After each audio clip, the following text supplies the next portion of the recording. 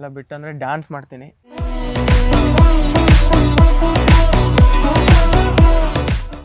Contemporary, hip hop, Bollywood and freestyle ಕಲಿತಾ ಇದ್ದೀನಿ.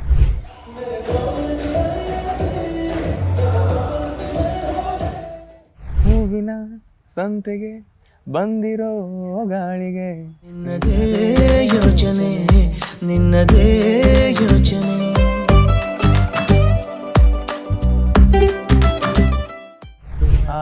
ತಿನ್ನೋಕೆ ಬೊಗಸೆ ನೀರು ಕುಡಿಯೋಕೆ ತುಂಡು ಬಟ್ಟೆ ಸಾಕು ನನ್ನ ಮಾನ ಮುಚ್ಚೋಕೆ. ಅಂಗೈ ಅಗಲ ಜಾಗ ಸಾಕು ಆಯಾಗಿರೋಕೆ. ಅದ್ಭುತ ಸಾಂಗ್. ಇವಾಗ 5 ಮ್ಯಾಚು ಗೆದ್ಬಿಟ್ಟಿದ್ದಾರೆ. ಇವಾಗ ಇನ್ನೊಂದು ಮ್ಯಾಚ್ ಗೆದ್ಬಿಟ್ರೆ ಪ್ಲೇ ಆಫ್ ತುಂಬಾ ಫ್ರೆಂಡ್ಲಿ ಅನ್ಸುತ್ತಲ್ಲ ಅಪ್ಪ ಅಮ್ಮ. ತುಂಬಾ ಫ್ರೆಂಡ್ಲಿ. ಅವ್ರ ನನ್ನ ಸ್ನೇಹಿತ ಆಗಿ ನಾನು ನೋಡ್ತೀನಿ ಅವ್ರನ್ನ.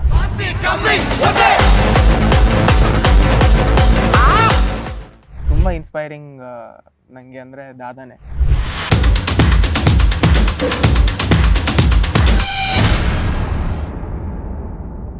ಬೇರೆ ಏನೇನು ನಿಮ್ಮ ಹಾಬೀಸು? ಫ್ರೀ ಟೈಮಲ್ಲಿ ಏನೇನು ಮಾಡ್ತೀರಾ ಬೇರೆ? ಎಜುಕೇಷನ್ ಇದೆಲ್ಲ ಬಿಟ್ಟು? ಎಜುಕೇಷನ್ ಎಲ್ಲ ಬಿಟ್ಟು ಅಂದರೆ ಡ್ಯಾನ್ಸ್ ಮಾಡ್ತೀನಿ. ಆಮೇಲೆ ಯಾವ ಡ್ಯಾನ್ಸ್ ಕಲಿತಾ ಇದ್ದೀರಾ sir? Contemporary, hip hop, Bollywood and freestyle ಕಲಿತಾ ಇದ್ದೀನಿ. ಅದಾದಮೇಲೆ ಸಂದೀಪ್ ಅಂತ ಕರೀರಿ? No sir. Okay. Okay.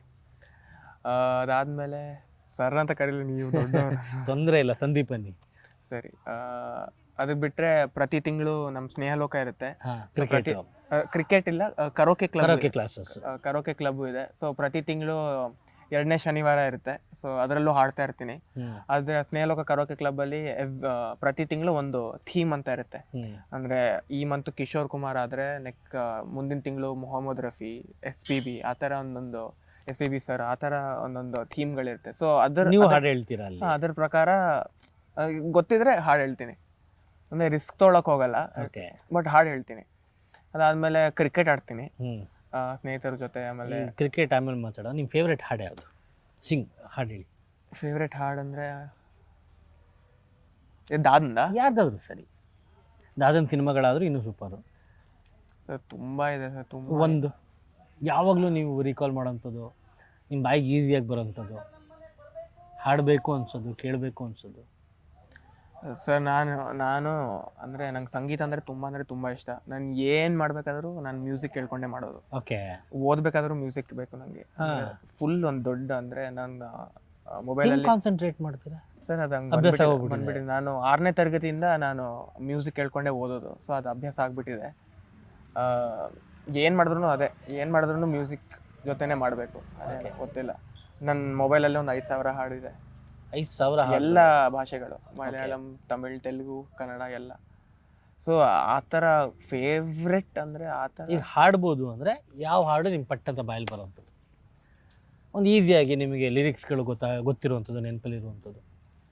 Sir Yash ಅವ್ರದ್ದು ತುಂಬ ಕೇಳ್ತೀನಿ. ಹೂವಿನ ಸಂತೆಗೆ, ಆಮೇಲೆ ಜಸ್ಮಾತ್ಮದಲ್ಲಿ ತುಂಬ ಸಾಂಗ್ಸ್. ಅದು ಯಾವುದೊಂದು ಹಾಡು ಹೇಳಿ ನೋಡೋಣ.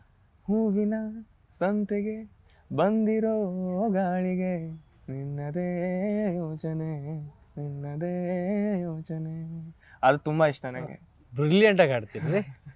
Very nice. ಅದನ್ನ ಕೇಳ್ತಾನೆ ಇರ್ತೀನಿ. ಓಕೆ. ಆಮೇಲೆ ಜಸ್ಮಾತ್ಮದಲ್ಲಿ ಇದು ಅದು ಫುಲ್ ಆಲ್ಬಮ್ ತುಂಬ ಇಷ್ಟ. ಕೇಳಕ್ಕೆ ಏನಾದರೂ ಬೇರೆ ರೀಸನ್ ಇದೆಯಾ? ಆ ಥರ ಎಲ್ಲ ಏನಿಲ್ಲ. ಬಟ್ ಅಂದರೆ ನನಗೆ ಮ್ಯೂಸಿಕ್ ಅಂದ್ರೆ ತುಂಬ ಇಷ್ಟ. ನಂಗೆ ಅದು ಮ್ಯೂಸಿಕಲ್ಲಿ ಮೆಲೋಡಿ ಅಂದರೆ ನಂಗೆ ತುಂಬ ಇಷ್ಟ. ಸೊ ತಾತ ಅವ್ರದ್ದೊಂದು ಸಾಂಗು, ಅವರಾಗೆ ಹಾಡಿರೋ ಒಂದು ಸಾಂಗು, ಮೋಸ್ಟ್ಲಿ ನೆನಪಿರ್ಬೋದು ನಿಮಗೆ. ತುತ್ತು ಅನ್ನ ತಿನ್ನೋಕೆ, ಬೊಗಸೆ ನೀರು ಕುಡಿಯೋಕೆ, ತುಂಡು ಬಟ್ಟೆ ಸಾಕು ನನ್ನ ಮಾನ ಮುಚ್ಚೋಕೆ, ಅಂಗೈಯಗಲ ಜಾಗ ಸಾಕು ಹಾಯಾಗಿರೋಕೆ. ಅದ್ಭುತ ಸಾಂಗ್ ನೋಡಿ. ಒಂದಲ್ಲ ಎರಡಲ್ಲ 1,000 ಸಾಂಗ್ಗಳಿದಾವೆ ಅವ್ರು ಹೇಳ್ತಾ ಹೋದ್ರೆ. ಅಂಡ್ ಎಂಜಾಯ್ ಮಾಡ್ತೀರಾ ಸಾಂಗ್ಗಳನ್ನೆಲ್ಲ ಕೇಳ್ಕೊಂಡು? ಮ್ಯೂಸಿಕ್ ಎಲ್ಲ, ಸಿನಿಮಾ ಮ್ಯೂಸಿಕ್ ಅಂದರೆ ತುಂಬ ಇಷ್ಟ. ಕ್ರಿಕೆಟ್ ಅಂದ್ರೆ come to the point of cricket. Yes. ಏನಾಗ್ಬೋದು ಈ ಸಲ RCB ಕತೆ? ಸರ್ ನೋಡಬೇಕು ಸರ್. ಇವಾಗ ಶನಿವಾರ ಮ್ಯಾಚ್ ಇದೆ, RCB CSK. ಮೇಜರ್ ಮ್ಯಾಚ್ ಅಲ್ವಾ ಅದು?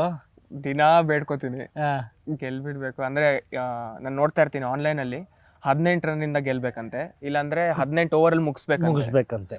ಅದಕ್ಕೆ ನೆಟ್ ರನ್ ರೇಟ್ ಇನ್ನ CSK ಗಿಂತ ಜಾಸ್ತಿ ಆಗ್ಬೇಕಂದ್ರೆ ಅದನ್ನ ಮಾಡ್ಬೇಕಂತೆ.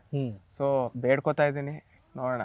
ಅದು ಇವಾಗ ವಿಲ್ ಜಾಕ್ಸ್ ಇಲ್ವಂತೆ, ಇವಾಗ ಹೌದು, ಇಂಟರ್ನ್ಯಾಷನಲ್ಗೆ ಹೋಗ್ಬಿಟ್ಟಿದಾರಂತೆ. ಸೊ ಮ್ಯಾಕ್ಸ್ವೆಲ್ ಪರ್ಫಾರ್ಮ್ ಮಾಡಲೇಬೇಕು, ಬೇರೆ ಆಪ್ಷನ್ ಇಲ್ಲ. ಹೌದು ಮಾಡಲೇಬೇಕು ಸರ್. ನೋಡ್ಬೇಕು. ಅದ್ರ ಜೊತೆಗೆ ಇನ್ನೊಂದು ಬೇಡ್ಕೊಬೇಕು ನೀವು, ಏನು ಮಳೆ ಬರಬಾರ್ದು. ಮಳೆ, ಅದನ್ನು ನೋಡ್ತಾ ಇದ್ದೆ ಟ್ವಿಟರ್ ಅಲ್ಲೆಲ್ಲ. ಮಳೆ ಬಂದ್ರೆ ಡಮಾರ್, ತುಂಬಾ ಚಾನ್ಸಸ್ ಇದೆ ಅಂತ. ಅವ್ರಿಗೆ ಒಂದು ಪಾಯಿಂಟ್ ಎಕ್ಸ್ಟ್ರಾ ಬಂದ್ಬಿಡುತ್ತೆ. ಕರೆಕ್ಟ್, ಅವರೇ 12-14 ಅವ್ರು ಹೊರಟೋಗ್ಬಿಡ್ತಾರೆ, ಮಳೆ ಬರಬಾರ್ದು ಆ್ಯಕ್ಚುಲಿ. ಅದಕ್ಕೆ ನೋಡೋಣ, ನಾನು ಹೋಗ್ಬೇಕಂತ ಇದ್ದೀನಿ ಬಟ್ ಅವ್ರ ಮ್ಯಾಚ್ ನೋಡೋಕ್ಕೆ, ಮ್ಯಾಚ್ ನೋಡೋಕ್ಕೆ. ಅದು ಆ್ಯಕ್ಚುಲಿ RCB ಅಭಿಮಾನಿಗಳು ಯಾವಾಗಲೂ ಹೇಳ್ತಾ ಇರ್ತಾರೆ, ನಮಗೆ ಫೈನಲ್ ಕಪ್ ಗೆಲ್ದಿದ್ರು ತೊಂದರೆ ಇಲ್ಲ, CSK ಮೇಲೆ ಮಾತ್ರ ನಾವು ಸೋಲ್ಬಾರ್ದು ಅಂತ.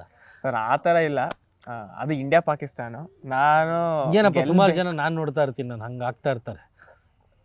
ಜಾಸ್ತಿ ಚೆನ್ನೈ ಮೇಲೆ ಸೋತಿರೋದೇ ಹೆಚ್ಚಲ್ವಾ? ಹೌದೌದು, ಬಟ್ ಸರ್ ಗೆಲ್ಲಬೇಕು, ಕಪ್ ಗೆಲ್ಲಬೇಕು, ಅದು ಯಾವಾಗ ಆಗುತ್ತೆ. ಬಟ್ ನಾವು ಫ್ಯಾನ್ಸ್ ಆಗಿ ನಾವು 16 ವರ್ಷದಿಂದ ಸಪೋರ್ಟ್ ಮಾಡ್ತಾ ಬಂದಿದ್ದೀವಿ, ಇನ್ನೂ 16 ವರ್ಷನೂ ಸಪೋರ್ಟ್ ಮಾಡ್ತಾನೆ ಇರ್ತೀವಿ. ಇಲ್ಲ, ಈ ವರ್ಷ ಗೆಲ್ಸೇ ಬಿಡೋಣ ಏನಾದ್ರು, ಆದ್ಮೇಲೆ ಸಪೋರ್ಟ್ ಮಾಡೋಣ. ಹೆಣ್ಮಕ್ಳಿಗೆ ನಮ್ಮ ಇಚ್ಛೆ, ಎಲ್ಲರೂ ಇಚ್ಛೆ ಅದೇ. ನೋಡೋಣ ಸರ್, ನೋಡೋಣ. ಆ್ಯಂಡ್ ನೀವು ಫಾಲೋ ಮಾಡ್ತಿರ್ತೀರಾ ಎವ್ರಿ ಮ್ಯಾಚಸ್. ಫಸ್ಟು RCB 8ರಲ್ಲಿ 7 ಮ್ಯಾಚ್ ಸೋತು ಒಂದೇ ಒಂದು ಗೆದ್ದಿರ್ತಾರೆ. ಆಮೇಲೆ ಎಲ್ಲ ಡಿಸಪಾಯಿಂಟ್ ಅಂತೂ ಆಗೇ ಇರುತ್ತೆ ಒಂದ್ಸಲ, ಏನು ಇಷ್ಟು ಅಷ್ಟಾಗಿ ಆಡ್ತಾ ಇದ್ದಾರಪ್ಪ, ಎಲ್ಲ ಮ್ಯಾಚ್ ಸೋಲ್ತಾ ಇದ್ದಾರೆ ಅನ್ನೋ ಥರ. ಅದಾದಮೇಲೆ ಅವ್ರು ಬಂದಂಥ ಒಂದು ಕಮ್ ಬ್ಯಾಕು ಹೇಗಿತ್ತು ಸರ್? ನನಗೆ ಅದೇನೋ ಸರ್ ಗೊತ್ತಿಲ್ಲ. ನಾನು ಫಸ್ಟ್ ಮ್ಯಾಚ್ ನೋಡೋಕೆ ಹೋಗಿದ್ದೆ, ಬೆಂಗಳೂರಲ್ಲೇ ಇತ್ತು, RCB ಪಂಜಾಬು. ಅದನ್ನ ಗೆದ್ಬಿಟ್ರು. ಅದಾದ್ಮೇಲೆ ಏನೋ 6 ಮ್ಯಾಚ್ ಕರೆಕ್ಟಾಗಿ ಬೌಲಿಂಗ್ ಮಾಡಿಲ್ಲ. ಆಮೇಲೆ ಕರೆಕ್ಟ್ ಆಗಲ್ಲ, ಹೀನಾಯವಾಗಿ 287 ರನ್ ಹೊಡ್ಸ್ಕೊಂತಾರೆ. ಇದೇ ನಮ್ಮ ಚಿನ್ನಸ್ವಾಮಿ ಸ್ಟೇಡಿಯಂ ಅಲ್ಲಿ ಹೈದರಾಬಾದ್. ಅದನ್ನ ನೋಡಿ ತುಂಬಾ ಬೇಜಾರು ಆಯ್ತು. ಆಮೇಲೆ ನಮ್ಮ ರೆಕಾರ್ಡ್ ನಮ್ಮ ಜಾಗಕ್ಕೆ ಬಂದು ಬ್ರೇಕ್ ಮಾಡಿ. ಕರೆಕ್ಟ್. ಆಮೇಲೆ ಮ್ಯಾಕ್ಸ್ವೆಲ್ ಕರೆಕ್ಟಾಗಿ ಫಾರ್ಮಲ್ಲಿ ಇರಲಿಲ್ಲ. ಯಾರು ಫಾರ್ಮಲ್ಲಿ ಇದ್ರು, ಕೊಹ್ಲಿ ಮತ್ತೆ ಇಲ್ಲಾಂದ್ರೆ ದಿನೇಶ್ ಕಾರ್ತಿಕ್ ಅವ್ರು ಬಂದು ಫಿನಿಶ್ ಮಾಡ್ತಾ ಇದ್ರು. ಅವ್ರಿಬ್ರೇ ಕರೆಕ್ಟಾಗಿ. ಅದೇನೋ 6 ಮ್ಯಾಚ್ ಆದ್ಮೇಲೆ ಅದೇನು ಬಂದ್ಬಿಡ್ತು ಅವ್ರ ತುಂಬಾ ಎಲ್ಲರೂ ಪರ್ಫಾರ್ಮ್ ಮಾಡ್ತಾರೆ. ಅಂತೂ ಎವ್ರಿ ಮ್ಯಾಚ್ ರಜತ್ ಪಾಟಿದಾರು, ಅದು ಇವಾಗ ಎಲ್ಲರೂ, ಕರಣ್ ಶರ್ಮಾನು ವಿಕೆಟ್ಸ್ ಎಲ್ಲ ಎಷ್ಟು ಇವಾಗ 5 ಮ್ಯಾಚು ಗೆದ್ಬಿಟ್ಟಿದ್ದಾರೆ. ಇವಾಗ ಇನ್ನೊಂದು ಮ್ಯಾಚ್ ಗೆದ್ಬಿಟ್ರೆ ಪ್ಲೇ ಆಫ್ ಆಮೇಲೆ ಮುಂದಿನ ನೋಡ್ಕೊಳ್ಳೋದು. ಕ್ರಿಕೆಟ್ ಆಡ್ತೀರಲ್ವಾ? ಕ್ರಿಕೆಟ್ ಆಡ್ತೀನಿ. ನೀನು ಬ್ಯಾಟ್ಸ್ಮನ, ಬೌಲರಾ, ಆಲ್ರೌಂಡ್ರಾ? ಸರ್ ಎಲ್ಲ ಮಾಡ್ತೀನಿ ಮಟ್ಟಿಗೆ. ಪೇಸಾ, ಸ್ಪಿನ್ನ? ಸ್ಪಿನ್. ಲೆಗ್, ಹಾಫ್ ಲೆಗ್ ಸ್ಪಿನ್ನರು. ಅಂದರೆ ಡಿವಿಷನ್ಗೆ ಅಥವಾ ಕಾಲೇಜ್ ಟೀಮಿಗೆ ಆಡ್ತಾ ಇದ್ದೀನಿ? ಇಲ್ಲ ಸರ್, ನಾನು ಇದು ಶಾಲೆನಲ್ಲಿ ಆಡ್ತಾ ಇದ್ದೆ. ಅದಾದಮೇಲೆ ಅದನ್ನು ಮುಂದೆ ವರ್ಸ್ಬೇಕಾದ್ರೇ ಕೋವಿಡ್ ಬಂದುಬಿಡ್ತು. ಓಕೆ. ಸೊ ಅದಾದಮೇಲೆ ಅದಾಗಲೇ ಇಲ್ಲ. ಲೆದರು ಒಂದೊಂದ್ಸಲಿ ನಾವು ಫ್ರೀ ಟೈಮ್ ಇದ್ದಾಗ ನಾವು ಲೆದರ್ ಆಡಲ್ಲ, ಯಾಕಂದರೆ ತುಂಬ ಇದೆ ಅಲ್ವಾ, ಹಾರ್ಡ್ ಇದೆ. ನಾವು ಫ್ರೀ ಟೈಮ್ ಇದ್ದಾಗ ನಾವು ಟೆನ್ನಿಸ್ ಬಾಲ್ ಕ್ರಿಕೆಟು. ನಾವು ಜಯನಗರದಲ್ಲಿ MES ಗ್ರೌಂಡ್ಸ್ ಅಂತ ಇದೆ. ಸೊ ಯಾವಾಗ ಟೈಮ್ ಸಿಗುತ್ತೋ ಅಲ್ಲಿ ಹೋಗ್ಬಿಡ್ತೀವಿ ಆಟ ಆಡೋಕ್ಕೆ, ನಾನು ನನ್ನ ಸ್ನೇಹಿತರು. ಸೊ ಅಲ್ಲಿ ಆಡ್ತಾ ಇರ್ತೀವಿ. ಗಲ್ಲಿ ಕ್ರಿಕೆಟು ಸರ್? ಇಲ್ಲ ಸರ್, ಪ್ರಾಪರ್ ಇದು ಬಾಲಿಂಗ್ಸ್ ಪ್ರಕಾರ ಎಲ್ಲ ಪ್ರಕಾರ ಆಡ್ತೀವಿ ಅಲ್ಲಿ. ಆ್ಯಂಡ್ ಇದು ನಿಮ್ಮ ನೆನಪು ಯಾವ ವಯಸ್ಸಲ್ಲಿ ಹಾಕಿದ್ದು ಬಳೆ ಸರ್? ಇದು 6ನೇ ತರಗತಿನಲ್ಲಿ ಅಪ್ಪ ದಾದನ್ ಬಳೆ ಹಾಕೊಂಡಿದ್ದಾರೆ. ಅದನ್ನ ನನ್ನ ಕೈಯಲ್ಲಿ ಏನು ಇರಬಾರ್ದು ಯಾವಾಗಲೂ. ಅಂದರೆ ನಾನು ಮಲ್ಕೋಬೇಕಾದ್ರೆ ಏನು ಇರಬಾರ್ದು, ಕತ್ತಲು ಏನು ಇರಬಾರ್ದು, ಆ ಥರ ಇದ್ದೆ ನಾನು ಮೊದಲು. ಯಾಕಂದರೆ ಅದು ತುಂಬ ಚುಚ್ಚುತ್ತೆ ಅದು ಇದು ಅಂತ. ಸೊ ಒಂದಿನ ಏನೋ ಅಪ್ಪ ಹಾಕ್ಕೊಂಡಿದ್ರು, ನನಗೂ ಇದು ಬೇಕು ಅಂತ. ಅವ್ರ ಬಳೆ ಇತ್ತು, ಇದು ಅವ್ರ ಬಳೆ. ಓಕೆ. ಸೊ ಅವ್ರ ಬಳೆ ನೀವು ಆಮೇಲೆ ದಾದನ್ ಬಳೆ ಅವ್ರು ಹಾಕ್ಕೊಂಡಿದ್ದಾರೆ. ಓಕೆ. ಸೊ ನನಗೂ ಈ ಥರ ಬೇಕು ಅಂತ ಕೇಳಿದ್ದೆ. ಸೊ ಅವಾಗ ಅವರು ಕಬೋರ್ಡಲ್ಲಿ ಇಟ್ಟಿದ್ರು, ಅದನ್ನು ತೆಗೆದುಕೊಟ್ರು. ಸೊ ಅವತ್ತಿಂದ ನಾನು ದಿನ ಹಾಕೋತೀನಿ, ಇದನ್ನು ತೆಗಿಯಲ್ಲ. ತೆಗೆದಿಲ್ಲ. ವಾಚ್ ತೆಗೆದಿಟ್ಟಿರ್ತೀನಿ, ಇದನ್ನು ತೆಗಿಯಲ್ಲ. ಅಪ್ಪ ಕೊಟ್ಟಿದ್ದು ಇಲ್ಲಿ ಹನುಮಾನ್ ಚೇನ್ ಇದೆ ಇಲ್ಲಿ ಒಳಗಡೆ, ಅದು ಅಮ್ಮ ಕೊಟ್ಟಿದ್ದು. ಸೊ ಅದು ತೆಗಿಯಲ್ಲ, ಇದು ತೆಗಿಯಲ್ಲ. ಅಪ್ಪ ಅಮ್ಮನ ಗಿಫ್ಟ್ ಹಾಗೆ ಇರಬೇಕು ಅದು. ಆ್ಯಂಡ್ ಅಪ್ಪ ಸಿನಿಮಾಗಳಲ್ಲಿ ಮಾಡಿದ್ದಾರೆ, ಈಗ ಸೀರಿಯಲ್ ಮಾಡ್ತಾ ಇದ್ದಾರೆ. ಅಪ್ಪನ ಜೊತೆ ಇದ್ದಾಗ ಏನು ಡಿಸ್ಕಸ್ ಮಾಡ್ತೀರಾ? ಯಾವ ರೀತಿ ನಿಮಗೆ ಒಂದು ಫ್ಯೂಚರಿಗೆ ಸಿನಿಮಾ ವಿಚಾರವಾಗಿ ಏನೇನು ಟಿಪ್ಸ್ ಕೊಡ್ತಾರೆ? ಸರ್ ಅವ್ರು ಏನಿದ್ರು, ನಾನು ಏನು ಡಿಸಿಷನ್ಸ್ ತೊಗೊಂಡ್ರು ಅವ್ರ ಬೆಂಬಲ ನನ್ನ ಮೇಲೆ ಇದ್ದೇ ಇದೆ. ತುಂಬ ಫ್ರೆಂಡ್ಲಿ ಅನ್ಸುತ್ತಲ್ಲ ಅಪ್ಪ? ತುಂಬ ಫ್ರೆಂಡ್ಲಿ. ಅವ್ರ ನನ್ನ ಸ್ನೇಹಿತ ಹಾಗೆ ನಾನು ನೋಡ್ತೀನಿ ಅವ್ರನ್ನ. ಬಟ್ ನಾವು ಯಾವಾಗಾದ್ರೂ ಫ್ರೀ ಆಗಿದ್ದಾಗ ನಾವು ಚಿತ್ರಗಳು ನೋಡ್ತೀವಿ, ಶೋಸ್ ನೋಡ್ತೀವಿ. ಇವಾಗ OTT ಎಲ್ಲ ಬಂದುಬಿಟ್ಟಿದೆ, ಸೊ ಅಲ್ಲೇ ನೋಡ್ತೀವಿ ಎಲ್ಲ. ಸೊ ಅದರಲ್ಲಿ ನಾವು ಏನು ಇಷ್ಟ ಆಯಿತು, ಏನು ಇಷ್ಟ ಆಗಿಲ್ಲ, ಏನು ಇನ್ನೂ ಚೆನ್ನಾಗಿ ಮಾಡಬಹುದು, ಅದೆಲ್ಲ ನಾವು ಡಿಸ್ಕಸ್ ಮಾಡ್ತಾ ಇರ್ತೀವಿ. ಸೊ ನನ್ನ ಸಿನಿಮಾ ಇಂಡಸ್ಟ್ರಿ ಎಂಟ್ರಿಗೆ ಬರೋದಾದರೆ ಅವ್ರು ಹೇಳ್ತಾ ಇರ್ತಾರೆ, ನಾನು ಹೇಳ್ದಂಗೆ ಅವ್ರು ಹೇಳ್ತಾ ಇರ್ತಾರೆ, ನೀನು ಓದ್ಬಿಡು, ಅದಾದಮೇಲೆ ಏನು ಬೇಕಾದರೂ ಮಾಡು. ತುಂಬ ಕತೆಗಳು ಅವ್ರು ಕೇಳಿದ್ದಾರೆ. ಓಕೆ. ಸೊ ಇದು ಓದಾದ್ಮೇಲೆ ಮುಗ್ದಾದ್ಮೇಲೆ ನೋಡಬೇಕು ಸರ್. ಆ್ಯಂಡ್ ನಿಮಗೆ ತಲೆಯಲ್ಲಿ ಏನಿದೆ ಅಂದರೆ ನಾನು ಇಂಡಸ್ಟ್ರಿಗೆ ಬಂದಾಗ ಫಸ್ಟ್ ಮೂವಿ ಯಾವ ರೀತಿ ಕ್ಯಾರೆಕ್ಟ್ರಲ್ಲಿ ಅಥವಾ ಯಾವ ಸಿನಿಮಾದಲ್ಲಿ ಈ ರೀತಿ ಹೀಗೆ, ಯಾಕಂದ್ರೆ ಇವತ್ತು ಎಲ್ಲ ರೀತಿಯ ಸಿನಿಮಾಗಳು ನೋಡ್ತೀರ ನೀವು. ಹೌದು ಹೌದು. ಸೊ ನಿಮ್ಗೊಂದು ಇಮ್ಯಾಜಿನೇಷನ್ ಇರುತ್ತೆ, ವಿಜುವಲೈಸೇಷನ್ ಇರುತ್ತೆ, ಈ ರೀತಿ ಒಂದು ಕ್ಯಾರೆಕ್ಟ್ರಲ್ಲಿ ಈ ರೀತಿ ನಾನು ಬ್ಯಾಂಗ್ ಮಾಡ್ಕೊಂಬರ್ಬೇಕು ಅಂತ. ಸರ್ ನನಗೆ ಈ ಥರ ನಂಗೆ ಯೋಚನೆನೇ ಇರಲಿಲ್ಲ ಯಾವ ಕ್ಯಾರೆಕ್ಟರು ಇದು ಅಂತ. ಬಟ್ ನಮ್ಮಮ್ಮ ಒಂದಿನ ಹೇಳಿದ್ರು, ಅವ್ರಿಗೆ ಸೂರ್ಯ ಸರ್ ಬ್ರದರ್ ಮಾಡಿ ಕಾರ್ತಿ ಪರುತಿ ವೀರನ್ ಅಂತ ಅವರು ಸಿನಿಮಾ ಮಾಡಿದರು. ಅವ್ರ ಫಸ್ಟ್ ಮೂವಿ ಅದಾಗಿತ್ತು. ಅದಾದಮೇಲೆ ಸುಕುಮಾರ್ ಅವ್ರದ್ದು ರಂಗಸ್ಥಳಂ ರಾಮಚರಣ್ ಅವ್ರ ಜೊತೆ ಅದನ್ನು ತುಂಬ ಇಷ್ಟಪಟ್ಟಿದ್ರು ಅವರು. ಸೊ ಅವ್ರು ಅದನ್ನು ನೋಡಿಬಿಟ್ಟು ಈ ಥರ ನಿಮಗೆ ಫಸ್ಟ್ ಮೂವಿ ಈ ಥರ ಇದ್ರೆ ತುಂಬ ಚೆನ್ನಾಗಿರುತ್ತೆ ಆ ಥರ. ಸೊ ಅದೇ ಅದರಲ್ಲಿ ಕಂಟೆಂಟ್ ಓರಿಯೆಂಟೆಡು ಮತ್ತು ಅದು ಅಂದರೆ ಫುಲ್ ರಗ್ಗಡ್ ಆ ಥರ ಒಂದು ದಾಡಿ ಕೂದಲು. ರಂಗಸ್ಥಳಂ ನೋಡಿರ್ತೀರ ನೀವು? ನೋಡಿದ್ದೀನಿ ಸರ್, 2 ಸಿನಿಮಾ ನೋಡಿದ್ದೀನಿ. ಅದೇ ಇಮ್ಯಾಜಿನೇಷನ್ಗೆ ಹೋಗ್ತಾ ಇದ್ದೆ. ಅದೇ ನೋಡೋಕೆ ಎಷ್ಟು ಮುದ್ದಾಗಿ ಕ್ಯೂಟಾಗಿ ಎಷ್ಟು ಚೆನ್ನಾಗಿದ್ದೀರಾ. ಅದು ಸರ್ ಹೇಗೆ ರಂಗಸ್ಥಳಂ ಬಂದಿದ್ದು ಒಂದು 5-6 ವರ್ಷದಿಂದ ಇರಬೇಕು. ಪರತಿ ವೀರನ್ ಬಂದಿದ್ದು, ಅದಾದ್ಮೇಲೆ ರಂಗಸ್ಥಳಂ. ಇಲ್ಲ, ಪರತಿ ವೀರನ್ ತುಂಬ ಹಳೆಯದು. ಬಟ್ ಅವಾಗಿಂದ ಆಡಿಯನ್ಸ್ ಅದು ಓಕೆ ಅನ್ಬೋದು. ಬಟ್ ರಂಗಸ್ಥಳಂ ಬಂದಿದ್ದು 2018. ಸೊ ಅವಾಗಲೇ ಅಷ್ಟು ದೊಡ್ಡ ಹಿಟ್ ಆಯ್ತು ಅಂದರೆ ಒಂದು ಚೆನ್ನಾಗಿರೋ ಇಂಪ್ಯಾಕ್ಟ್ಫುಲ್ ಸ್ಟೋರಿ ಮಾಡಿದ್ರೆ ಅದು ಕನೆಕ್ಟ್ ಆಗುತ್ತೆ ಪ್ರೇಕ್ಷಕರ ಜೊತೆ. ಸೊ ಆ ಥರ. ಬಟ್ ಆ್ಯಕ್ಚುಲಿ ಏನೋ ಗೊತ್ತಿಲ್ಲ, ನಿಮ್ಗೆ ನೋಡಿದಾಗ ಅನಿಸಿದ್ದು ಒಂದು ಕ್ಯೂಟ್ ಲವ್ ಸ್ಟೋರಿನೋ, ಒಂದು ಒಳ್ಳೆಯ ಒಂದು ಕಾಲೇಜ್ ಸ್ಟೋರಿನೋ, ಆ್ಯಕ್ಷನ್ ಸ್ಟೋರಿಲೋ ಬನ್ನಿ ಅಂತ ಒಂದು ಆಸೆ. ಅದಾದಮೇಲೆ ಬೇಕಾದ್ರೆ ಅಂಥ ಪ್ರಯತ್ನಗಳು ಮಾಡಿ ಸುಮ್ಮನೆ ಹೇಳಿದೆ ನಾನು, ಗೊತ್ತಿಲ್ಲ ಆಮೇಲೆ. ಸರ್ ನಾನು ಅನಿಸಿಕೆ ಪ್ರಕಾರ ನಾನು ಮೊದಲು ಈ ಥರ ಅಂದರೆ ನಾನು ಹೇಳ್ತಾರೆ ಪರ್ಫಾರ್ಮೆನ್ಸ್ ಓರಿಯೆಂಟೆಡ್ ಆ ಥರ. ಸರ್ ಅದು ಪರ್ಫಾರ್ಮೆನ್ಸ್ ಓರಿಯೆಂಟ್ ಒಂದು ಆ್ಯಕ್ಟರ್ ಅಂತ ಗೊತ್ತಾದರೆ ಆವಾಗ ಏನು ಬೇಕಾದರೂ ಮಾಡ್ಬೋದು, ಚೆನ್ನಾಗಿರೋದು. ಸೊ ಅದೇ ಸರ್ ಅವರು ನೋಡಿ ಅದೇ ಕಾರ್ತಿ ಅವರು ಫಸ್ಟ್ ಪರತಿ ವೀರನ್ ಮಾಡಿದ್ರು. ಅವ್ರು ಎಷ್ಟು ಒಳ್ಳೆ ನಟ ಅಂತ ಅದರಲ್ಲಿ ಗೊತ್ತಾಯಿತು. ಅದಾದಮೇಲೆ ಅವರು ತುಂಬ ಆ ಥರ ಸಿನಿಮಾಗಳೇ ಮಾಡಿದ್ರು. ಅಂದರೆ ನಿಮಗೆ ಹೇಳಿದ ಲವ್ ಸ್ಟೋರಿಗಳು, ಅದು ಇದು ಮಡ್ರಾಸು, ಬಿರಿಯಾನಿ ಆ ಥರ. ಮೆಂಟಲಿ ತುಂಬ ಚೆನ್ನಾಗಿ ಪ್ರಿಪೇರ್ ಆಗಿದ್ದೀರಾ ಸಿನಿಮಾ ರಂಗಕ್ಕೆ ಬರೋಕ್ಕೆ, ಏನು ಮಾಡಬೇಕು ಅನ್ನೋ ಒಂದು ಕ್ಲಾರಿಟಿ ಇದೆ. ಆ್ಯಂಡ್ ತಾತ ಎಷ್ಟರ ಮಟ್ಟಿಗೆ ಇನ್ಸ್ಪೈರ್ ಮಾಡಿದ್ದಾರೆ ನಿಮ್ಮನ್ನ? ಸರ್ ತುಂಬ ಅವರೇ ಫುಲ್ ಇನ್ಸ್ಪಿರೇಷನ್. ಅವರೇ ಯಾವುದಾದ್ರು ವಿಚಾರಗಳಲ್ಲಿ? ಸರ್ ಎಲ್ಲ ವಿಚಾರಗಳಲ್ಲಿ ಅಮ್ಮ ಹೇಳ್ತಾ ಇರ್ತಾರೆ ನನಗೆ ಅಪ್ಪಂಗೆ ಹೇಳ್ತಾ ಇರ್ತಾರೆ. ನನ್ನ ಜೀವನದಲ್ಲಿ ಅವರೇ ಹೇಳ್ತಾ ಇರ್ತಾರೆ, I've seen the most sincere persons in these 3 people ಅಂತ ಹೇಳ್ತಾ ಇರ್ತಾರೆ. ಇಂಗ್ಲೀಷಲ್ಲೇ ಹೇಳ್ತಾ ಇರ್ತಾರೆ.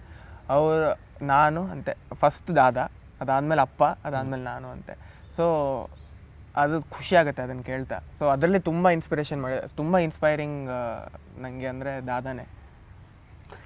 ಯಾವ ವಿಚಾರದಲ್ಲಾದ್ರೂ ಅವರೇನೆ ದಾದಾ. ಆಮೇಲೆ ಇವಾಗ ಅಪ್ಪ ಜಸ್ಟ್ ವರ್ಧನ್. ಹಾಗೇ ಆಗಲಿ, ನಿಮ್ಮ ಅಮ್ಮವ್ರು ಹೇಗೆ ಹೇಳ್ತಾರೋ ಅದೇ ಥರ ಒಂದು ಫ್ಯೂಚರಲ್ಲಿ ಅವ್ರ ಸ್ಥಾನಕ್ಕೆ ಅಥವಾ ಅವ್ರನ್ನ ಮತ್ತೆ ಅವರ ಅಭಿಮಾನಿಗಳು ಹೆಮ್ಮೆ ಪಡೋ ಥರ ಸಿನಿಮಾಗಳನ್ನ ನೀವು ಮಾಡಿ ಅವರಷ್ಟು ದೊಡ್ಡ ಮಟ್ಟಕ್ಕೆ ಬೆಳೀರಿ. ಎಲ್ಲ ನಿಮ್ಮ ಆಶೀರ್ವಾದ, ಆಮೇಲೆ ಪ್ರೇಕ್ಷಕರ ಪ್ರೀತಿ, ಅದು ಅವ್ರ ಅಭಿಮಾನಿಗಳ ಆಶೀರ್ವಾದ, ಅಭಿಮಾನಿಗಳ ಪ್ರೀತಿ, ನಿಮ್ಮ ಶ್ರಮ, ಅವ್ರು ಹೇಳ್ದಂಗೆ ಅವರ ಹಾದಿಯಲ್ಲಿ ಒಂದು ನಡೆಯುವ ಒಂದು ಪ್ರಯತ್ನ ಒಳ್ಳೆಯದಾಗಲಿ. Thanks for your time. Thank you. Nice meeting you ಜಸ್ಟ್ ವರ್ಧನ್. Thank you. ಎಸ್, ಬ್ಲೆಸ್ಸಿಂಗ್ಸ್ ಇರಲಿ ವಿಷ್ಣುದಾದನ ಮೊಮ್ಮಗನ ಮೇಲೆ. ಎಸ್, ಜೂನಿಯರ್ ವಿಷ್ಣುವರ್ಧನ್ ಅಂತಲೂ ಕರಿಬೋದು ಮುಂದೆ ಫ್ಯೂಚರಲ್ಲಿ ಸಿನಿಮಾಗಳ ಮುಖಾಂತರ. ಒಳ್ಳೆಯದಾಗಲಿ ನಿಮಗೆ, ಆಲ್ ದಿ ಬೆಸ್ಟ್. ಸಿಗೋಣ ಮತ್ತೆ. ಪ್ರಿಪೇರ್ ಆದಾಗ ಅನೌನ್ಸ್ ಮಾಡಬೇಕು ಅಂತ ಯಾವಾಗ ರೆಡಿ ಆಗ್ತಿರೋ, ಯು ಹ್ಯಾವ್ ಮೈ ನಂಬರ್. ನಿಮ್ಮನ್ನು ಖಂಡಿತ ಫಸ್ಟ್ ಕಾಲ್ ನನಗೆ ಇರಬೇಕು. ಅವಾಗ ಅವ್ರು ಸಿಗ್ತಾ ಇರೋಣ. MES ಗ್ರೌಂಡ್ ಅಂದರೆ ನಾವು ಪಕ್ಕದ ಶಾಲಿನಿ ಗ್ರೌಂಡಲ್ಲಿ ಇರ್ತೀವಿ. ಭೇಟಿ ಆಗೋಣ, ಸಿಗೋಣ ಯಾವಾಗ ಒಂದ್ಸಲ. Thank you so much, all the best. Yes, ಒಳ್ಳೆಯದಾಗಲಿ ನಮ್ಮ ಜಸ್ಟ್ ವರ್ಧನ್ ಅವರಿಗೆ. ಆ್ಯಂಡ್ ನಿಜವೂ ತುಂಬ ಖುಷಿ ಆಯಿತು ನನಗೆ. ನಾನು ಫಸ್ಟ್ ಟೈಮ್ ಅವನ್ನ ಭೇಟಿ ಮಾಡಿರೋದು. ವಿಷ್ಣು ದಾದವರ ಮೊಮ್ಮಗ ಅಂದಾಗಲೇ ಒಂದು ಖುಷಿ ಆಯಿತು. ಒಳ್ಳೆಯದಾಗಲಿ, ಆದಷ್ಟು ಬೇಗ ಅವರು ಸಿನಿಮಾ ರಂಗಕ್ಕೆ ಅವ್ರ ಎಜುಕೇಷನ್ ಮುಗಿಸಿ ಬರಲಿ. ಅವರಿಗೆ ನಿಮ್ಮೆಲ್ಲರ ಆಶೀರ್ವಾದ ಇರಲಿ. ನೋಡ್ತಾ ಇರಿ speed plus Karnataka. Speed plus Karnataka.